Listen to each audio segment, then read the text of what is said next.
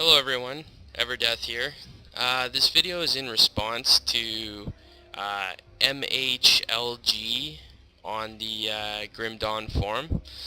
I'm just basically gonna do a real quick one-over of my momentum build, which is my summoner build that you see in the videos on my channel. I'll go over the gear real quickly, and I'll go over where I got it and the general functionality of it and kind of show what it's about. This is my first time doing a vocal recording. Hopefully it comes through. I don't have to do any kind of like editing. Alright, let's get in the game, and I'll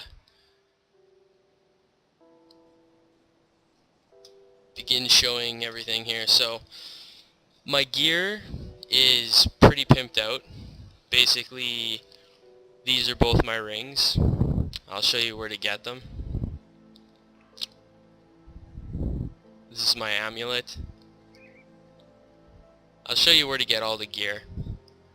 My hat. My two weapons. One has the enchanted flint for the fire aura, and that is basically just to give my hellhound a bit more damage, as well as my stormhound. The other one is just pierce. That's just for a bit of added extra damage. You can take that off and you can add something like just a life bonus stat, and that'd give you even more life. My shoulders, gloves, boots, my medal, my belt, relic, and pants. So I'm just going to go over this real quick. So basically, I'll start with stats here right away, because the question was, how did I have like over 7,000 life? If I really wanted to, I could probably have just a little over 9,000, but it's kind of pointless. What it's sitting at right now is fine. Basically, I have this much life because of gear and the percentile to life, as well as all the life bonuses like flat rates, but primarily also because this build doesn't require you to put any points out of your 40 total that you get through all quests and leveling. The only stat you need to pump all 40 points into is your physique, so you can boost it all the way to, well, in this case it's 654 with equipment. But you can leave your cunning and you can leave your spirit, for the most part, completely open. You don't need to put any points into those stats. If you decide that you want to use, let's say this here, the black grimoire, you're going to have to put a few more points in spirit, but I mean, you can even compensate that with gear, so it's not really a big deal. It's not such a massive, you don't need that many more points in spirit in order to equip this. Alright, so here's kind of how the build works. So it's an occultist combination with Nightblade. The reason I went Nightblade is just for this alone. The dual blades, because it gives you the ability without gear to dual wield weapons. And my idea came from the triggered effect on this new item here, which basically grants you 10% additional attack speed and 75 offense on your pets. So when I'm hit, I have a 10% chance, but the 10% chance is separated on these two, so it can basically trigger at different times when I'm hit, or it can trigger both at the same time, and it stacks. So you know, on, let's say, a boss fight, I trigger both of these, and I'll have little buffs on my lower screen. I'll show it later, but basically when those two go off next to each other and my pets are just focusing on a single target, I just do insane damage, and that's what it's all about. And so that's kind of why I called it the momentum build, because it just ramps up. anyways, back to the skills here. So yeah, 1 point in dual blades, and then I went down to Veil of Shadows and pumped that up to 10, because essentially this is where most of your defense is coming from, and general control. The slower mobs are moving, and you know, the less damage they're doing overall, the better. Just great survivability. And then I went all the way up to Blade Barrier and put 1 point in this. Now, the reason I put 1 point in this isn't really because I use this for its life regeneration. I just use it for its momentary 3 seconds of immortality, pretty much. And I use that in order to trigger both my dagger effects, and I'll show you how that works later.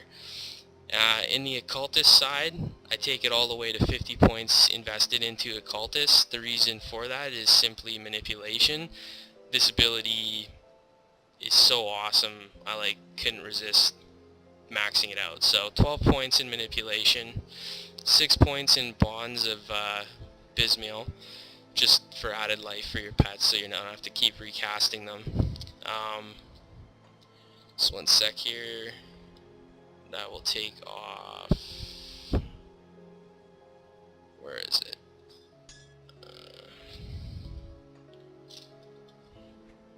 Yeah, so 16 points into your Hellhound. Don't worry about his additional abilities. I mean, you can change this however you want as you play.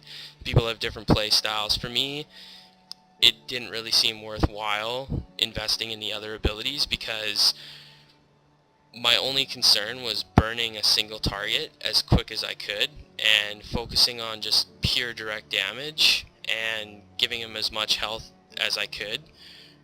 Overall stats was the only concern I had, because the Hellhound plus the Stormhound from the Relic, I mean, I don't really need any more damage, and I don't need any more pets to make this build viable. The other 2 things I took was Bloody Pox. I only put 1 point in it because I didn't want its duration to be any longer than the 3.3 it already is. The reason for that is because I took Fevered Rage as well, which basically gives me a chance range of 13 to 25% reduction to enemy health. So on tough boss mobs, basically any special mob, I'll pop that, and then I will pop my Blade Barrier, which is more or less the same duration. So I'll hit this, apply Fevered Rage, decreasing their health quite a bit, and then I'll send both my pets on that target. And because the target, though, of course, gets all the additional bonuses like the 150% speed, 50% offense, 50% total damage, he's gonna just destroy me. So when I do that, and when he comes into my melee range, I hit Blade Barrier, and so this protects me during that duration. And I usually don't hit Fevered Rage unless I'm just focusing on one mob, usually because I don't like covering my entire screen in a whole bunch of additional mobs that are all insane and try and kill me. I just try and keep it down to single targets, like for the bosses. It works really well. Anyways, yeah, I'll kind of show you real quick here. So these are the general auras, how they operate and run. I often keep my pets on aggressive. That's just kind of how I like them. So I'll show you real quick here. I'll show you the vendors. I'll show you what items I got from the vendors. So this is the Devil's Crossing vendor, and the only item I have from Devil's Crossing under the Honored faction rewards is the chest plate. And as you can see here, I'm wearing it, and I've got bindings of Bismol on it, or Bismiel. I'll take you real quick to the other vendors and where they're located. Old Arcovia Rift. This is going to be the Rovers faction.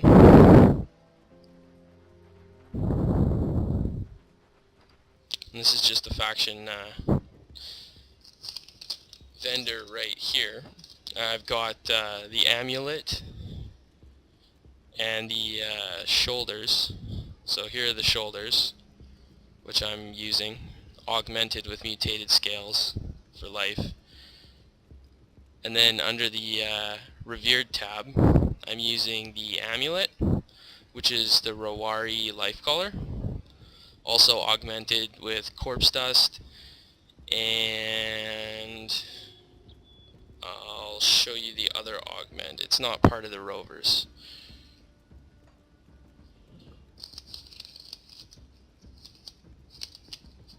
Oh no, I think it is part of the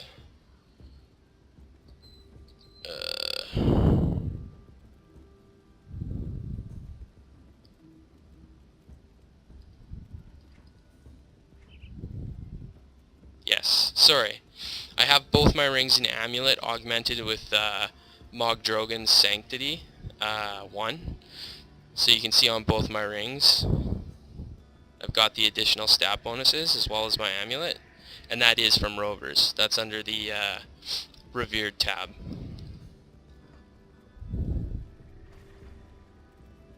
And then you head over to Homestead. I apologize too if the video is kind of drawn out. I'm just trying to cover everything to get back to MHLG in the forum as a response for him.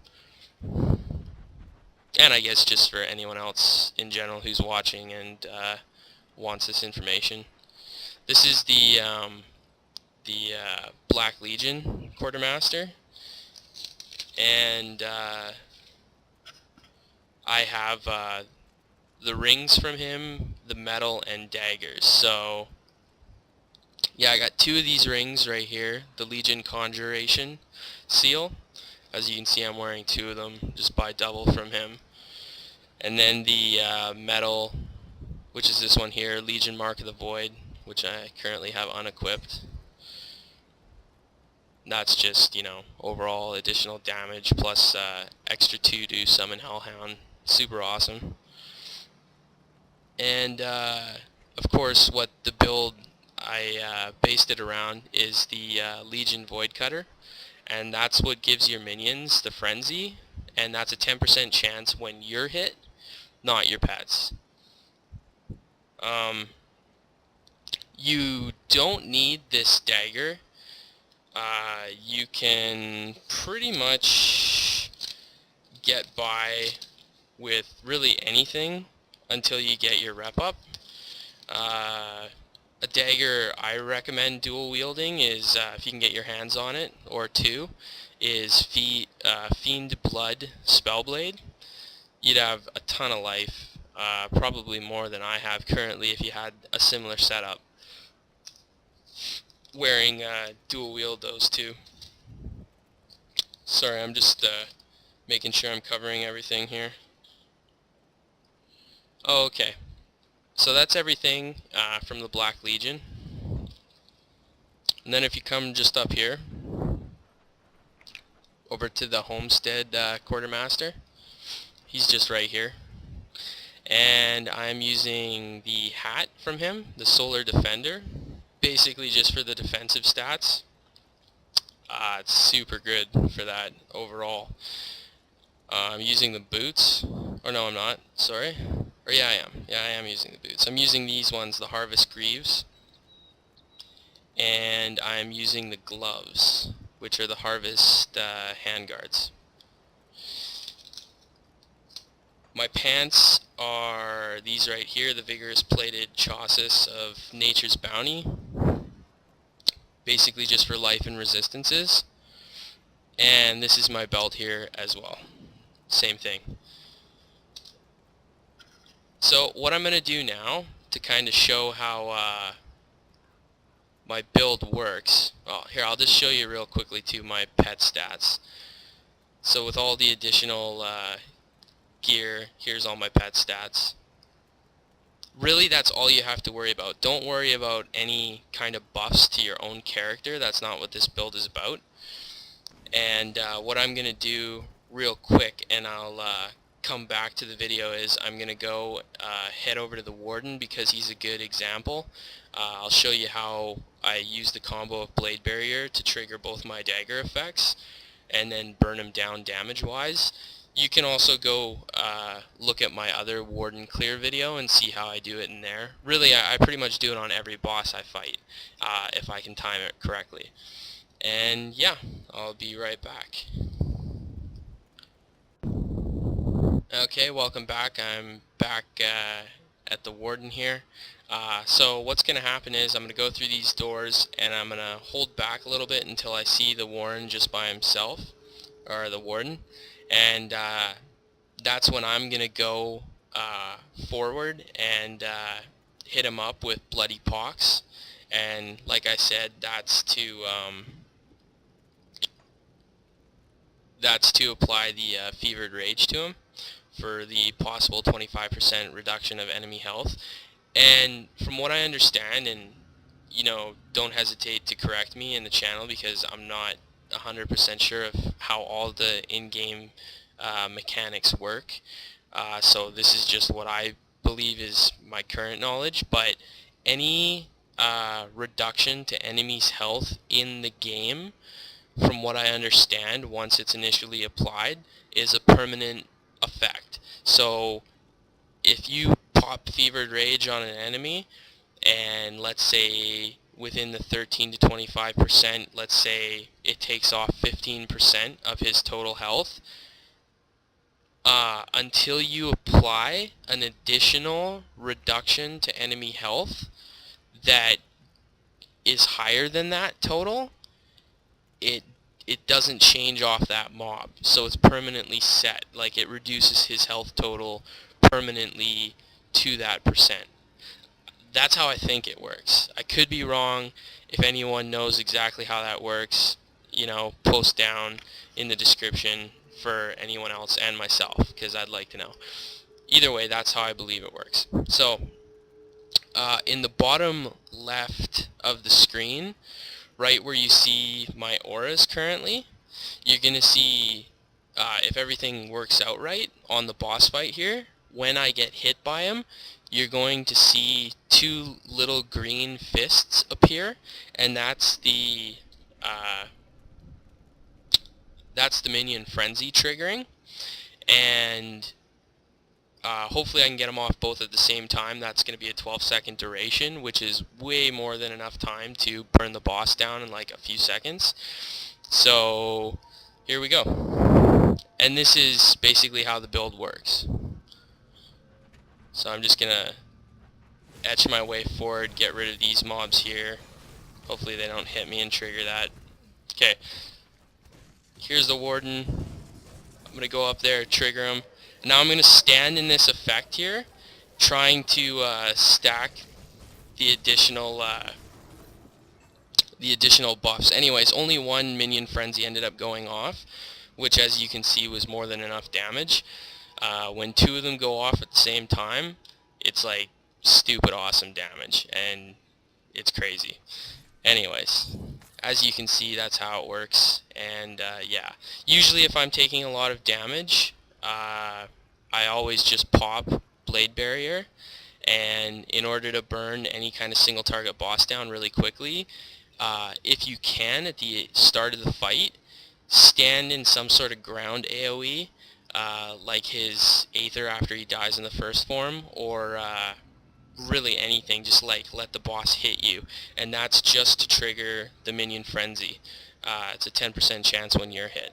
So anyways, yeah, hopefully I covered everything on the build. Oh, one thing, so if you want to replicate this build exactly how I have it, you only need technically 3 items.